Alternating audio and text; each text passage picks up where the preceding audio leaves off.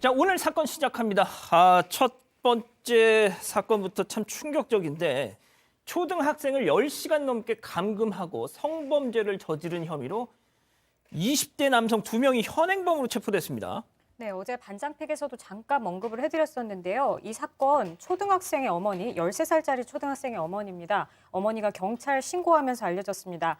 아이가 나가서 돌아오지 않는다 이런 내용이었는데요. 경찰이 7시간에 걸쳐서 수색을 했는데 중구 신당동에 있는 한 오피스텔 보일러실에서 발견했습니다. 현장에는 2명의 남성이 있었고 보일러실이 잠겨 있었기 때문에 이 문을 강제 개방하고 들어가서 아이를 구출했습니다.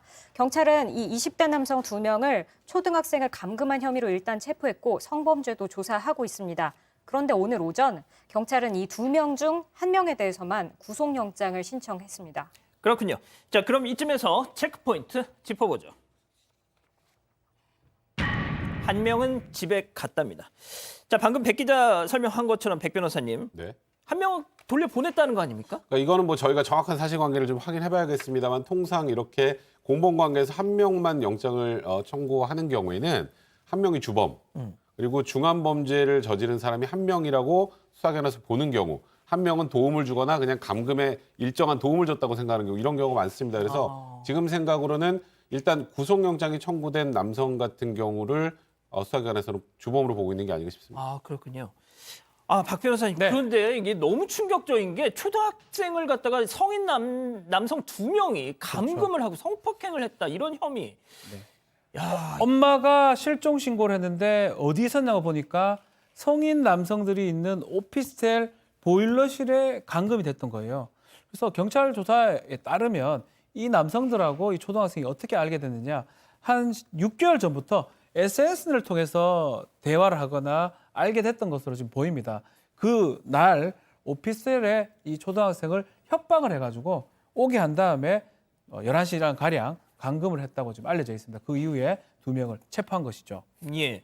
자, 그래서 그 감금 당했던 아이를 구출해가지고 이 해바라기 센터에서 야, 너 혹시 뭐 무슨 일 없었니 물어봤더니 세상에 성폭행을 당했다라고 진술을 한 거예요. 그러니까 지금 일단은 이 아이 같은 경우 이 감금한 남성 둘로부터 성폭행을 당했다 이렇게 경찰에 진술했다고 알려져 있는데 그런데 이 해당 남성 2명은 성폭행 혐의뿐만 아니라 감금 혐의 그러니까 아마도 뭐 나가기 싫다는 걸 억지로 가다 놓은 게 아니라 그냥 서로 아는 사이에서 같이 있었다는 취지로 주장을 한 것 같아요. 감금하고 성폭행 혐의를 완전하게 부인한 것으로 알려졌는데 성폭행도 그러니까 소위 뭐 합의하에 있었던 일이라고 주장을 하는 것인지 아니면 그런 일 자체가 없었다는 것인지는 조금 확인해 봐야겠습니다만 현재 2 남성은 혐의에 대해서 완강하게 부인하고 있는 상황입니다. 자, 교수님, 왜 하필 많고 많은 장소 중에 보일러실일까라고 저 나름대로 좀 생각을 해봤거든요.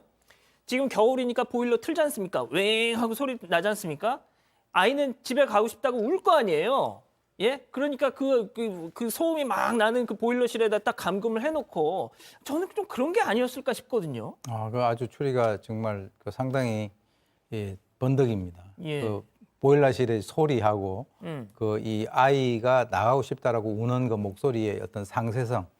자, 이 2 사람 같은 경우는 감금과 성폭행을 안 했다라고 하는데 자고한 남의 집 애를 11시간이나 자기 오피스텔에 데리고 있는 것 자체가 그건 그렇죠. 감금 아닌가요?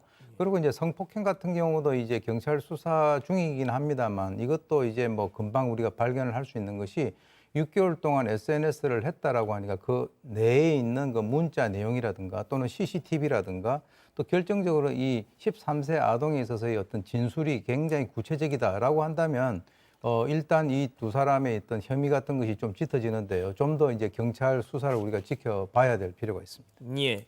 자, 그런데 충격적인 사실 하나가 지난 10월에도 이 아이가 이 오피스텔에서 발견됐었다. 네, 지금 이 학생이 지난 10월에도 이 오피스텔에서 발견이 됐었는데 그 당시에도 이번에 구속영장이 신청된 이 남성하고 함께 발견된 것으로 지금 파악이 되고 있습니다.